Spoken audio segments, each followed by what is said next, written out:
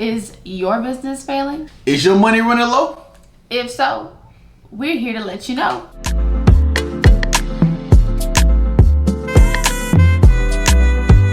What's going on YouTube? Welcome back to Life with Angie and James. I'm your girl Angie. I'm your boy James, and we're back with another video. In today's video, we'll be giving you all the tips you may need to save your failing business. First thing you're gonna need to do is have a winning mindset. You don't want to give up. If you go into a business or anything in life expecting to fail, then 9 times out of 10 you will end up failing. So with that being said, you have to silence all the negative thoughts and negative talk. Thoughts become things, and we're big believers in manifestation. So that can potentially block your blessing or block, your success. The next thing you must do is silence all the negative talk. So if you have friends or family members who are saying, hey, listen, you can't start this business because you don't have the money, or you don't have the resources, or you don't have the skill, you want to cut those people off. Now, if they're giving you tips on how to change that, then by all means take it. But if it's just someone just speaking negatively over your life and your business, then you may want to just cut those people off as well. Next thing you want to do is realize that timing is everything. Just because you see someone else who's flourishing, maybe their first, second week into the business, and you haven't yet got a booking or you haven't yet gotten a client, that doesn't mean your time isn't coming. You may get 5 no's before you get that 1 yes, and that 1 yes can be a key factor in how successful you are in the future. So don't look at anyone else and become envious or jealous that they're accelerating or growing a little faster than you are, because your time is coming if you just stay consistent, keep going, and stay focused. Another thing that we definitely suggest is performing a SWOT analysis. Now, don't worry if you don't know what I'm talking about. Tell them what it is, baby. You're about to know right now. S stands for strengths. Ask yourself, what's working? What am I doing that's getting results? The W means weaknesses. Weaknesses can be anything from an employee to pricing to your packages, maybe what you're not offering, but just taking time to figure out what your weaknesses are in your business will help you tremendously, because then you're able to find room to grow. O stands for opportunities, and our biggest advice here is if opportunities are not coming to you, then you must go out and create your own opportunities. You don't have to sit around and wait on somebody for something to happen. You can go out there and make it happen. For example, again, for all of our luxury picnic planners, if you are not getting booked, or just things don't seem to be working as quickly as you want them to, maybe go out and outsource. Go to a hotel that's in your local area and see if they're open to collaborating with you. Maybe find a bakery and see if you guys want to do a giveaway of some sort together. Just anything to get you visible out there, to get other people promoting your business, things like that. You have to try new things. You can't continuously do the same thing and expect different results. That's insanity. So you have to go out there and create your own doors sometimes, because not everybody's going to open up one for you. The T in SWOT stands for threats. This is your competition. And competition, you guys, especially again for the luxury picnic planners, it does not just mean other luxury picnic planners. It could be the new bowling alley that opened down the street. It could be a new little lounge. Wherever your target audience is going, wherever they're spending their dollars, that's not with you, that's your competition. Just writing down and assessing, okay, this is what's going on, this is what they're doing, and these are the threats that can take away from our business. You have to assess that and figure out how to adapt. James and I definitely recommend doing a SWOT analysis at least once a quarter, just to stay on top of things, keep up with the times, because things are changing every single day. Okay, so after you've done your SWOT analysis, you want to go ahead and set SMART goals. S in SMART stands for specific. You want to set a clear and concise goal that you and your company can understand. The next thing is a measurable goal, and this means progress that can be tracked. The A stands for achievable goal, something that can be accomplished. R in SMART stands for relevant, which means the goal has to be related to your business. And the T in SMART stands for time bound, which means it has to have a deadline. So an example of a SMART goal would be, I want to book 5 picnics by December 31st. The specific part of that goal is you want to book 5 picnics. The measurable aspect of it can be tracked, because as the weeks go by or the months go by, you can see if you're getting closer and closer to that goal. Now, when it comes to achievable, it is something that can be achievable. You have more than enough weeks to December 31st to get 5 picnics. It's relevant because you may be a luxury picnic planner, or you may be an event planner, you may be a barber, you may be a hairstylist, and you want to get 5 bookings by December 31st. The next thing is time bound. You set a deadline by December 31st.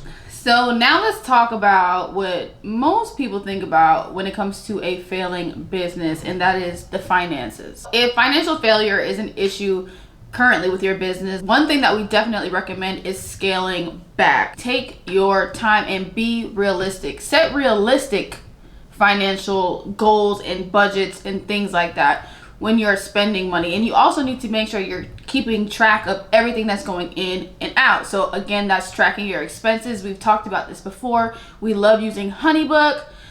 This is a shameless plug. Yeah, but Honeybook, y'all, you know it if you've been watching our videos. We use Honeybook for everything, you guys, and it's so important to track your expenses. That way you have records of everything. Keep your receipts, have a receipt book. Tracking expenses helps you follow the money, and this also aids in making sure that you are not putting yourself into too much debt. Now, some businesses out there, it requires a big amount of money up front, and you're going to have to step, like if you're trying to open a restaurant or you're trying to do something major. Now, you're gonna step into debt unless you already have the cash flow to just be like, here's 10 grand for this, buy the boots, do this. Then hey, that's great by all means. And then if you're failing financially on that scale of a business, we definitely recommend speaking to your accountant. Yes. Speak to your accountant. But for the small business owners that do support us here on YouTube, we definitely recommend just being realistic with yourself and knowing that, you know, give yourself time, be gentle with yourself, and know that you don't have to overextend yourself, and it starts there. Another major factor that plays with, you know, financial failure too can sometimes be your pricing. You want to make sure that you really think about this and you set your price to where it needs to be in order for you to make a profit. Now, you may have competitors that are doing, again, if we're talking about picnics, maybe they're setting, we call them settings, y'all. Their packages are less expensive. But if you bring more value and you show people that you are worth your price, there are people who will pay it. Don't like lowball yourself. If you set your prices too low, and you could be getting booked often enough, but are you making enough money to, you know, really break even and make a profit and even live off of this business or whatever business that you're doing, right? So you have to also, you know, think about and really analyze your pricing. Is it set at the right point? Another reason why your business may be failing is because you're not paying attention to your target audience. And what we mean by that is you have to make sure you know what your target audience is looking for in a product. You have to do more research on your target audience. You have to identify where your target audience is. And next, you have to pay attention to what your target audience likes. For example, if you're a luxury picnic company, and you know that people in their 30s or 40s or 20s may be your target audience, and you see that they love painting with a twist and things of that nature, then you may want to add painting as an add-on for your picnics. If you're a barber and you know that most guys in their 20s want the Drake heart, you know, in their head. I wouldn't say 20s. I'd say maybe like teens, maybe the kids. Nah, some 20s. Some 20s? I'm sure. Okay, so 20s. Some 20s want the, you know, the Drake. Drake's 31. Yes, yeah, that's true. You know, but some people may want the certified lover boy heart in their head. And, you know, you may take pictures of you doing that, or do it on a dummy, or do it on a model, or do it on another client, and take pictures and promote that.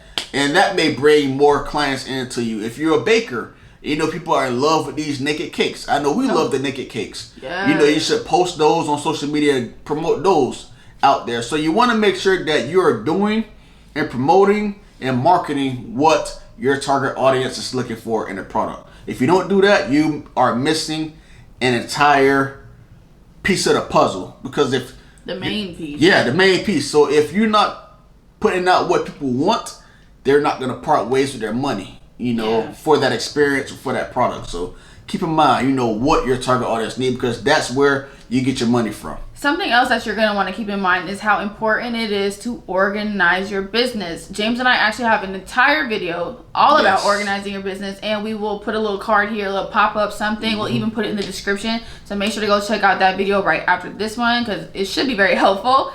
But it's just to kind of quickly go over it, you have to going back to expenses and making sure you have a proper calendar and making sure your workspace is clear and and just a proper space for you to work and things like that. Like organizing your business and finding what type of organization works for you and your business is key. Another thing that we speak about in our organization video is creating a pipeline, or pretty much a workflow. That way you don't miss a step. So if you have a whole process for, say you are a baker and you do wedding cakes, and maybe you have like you have a contract, a consultation, and all these different steps, you put them in order.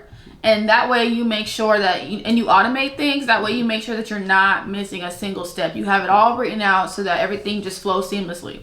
But definitely, like we said, check out our organization video after this one so you can get a little bit more tea on that.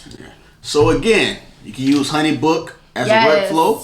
And you can also, as a digital workflow, or you can use a manual checklist as you go along with things. So yeah. And we do have a code for Honeybook where you can get 20% off. I believe it's your first year, and it'll be down below in the description as always. This next step, or this next tip, may sound simple, but it's very useful, and that tip is the KISS method, which is the KISS method. Yes, the KISS method, which is keep it simple, sweetie. I ain't gonna say the other S word. Keep it simple, sweetie.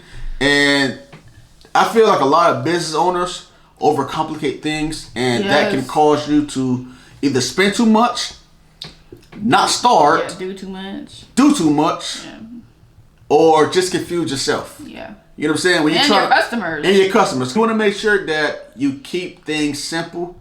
That way it's not overcomplicated and it's easier for you and your employees. Let's say you want to do like a home decor company or something of that sort. Maybe pick 3 to 5 products that you want to start with first. So maybe that's a candle, maybe that's a throw, and maybe a pillow, for example. Start working on those, dive into those, master those before you move on and start adding more products. Because I know I'm a creative person, and James is the same way. And sometimes, babe, when we start talking, my mind starts go, oh, let's do this. But of course, we have to again scale it back and really say, okay, how do we start? Like set a roadmap. You know what I mean? Like he said, it was perfect. Don't overcomplicate things. Sometimes it seems like you have to do so much and you have to compete with everything that's going on, but just stay and create your own lane and go from there. And if it's for you, it's going to be for you. You deciding to start your business, you are already so courageous. You are already so brave. And we are already proud of you just for trying to take that step. And just keep in mind that all these large corporations and businesses would have never, ever been what they are today if their owner did not take that same step that you took. So that'll be the end of this video, guys. We hope you learned something. We hope it was able to give you some type of value. Thank you to all of our new subscribers. Thank you guys for all of our returning subscribers. We're so happy that you are here with us on this journey. And like always, I love you. She love you. We love you. Peace.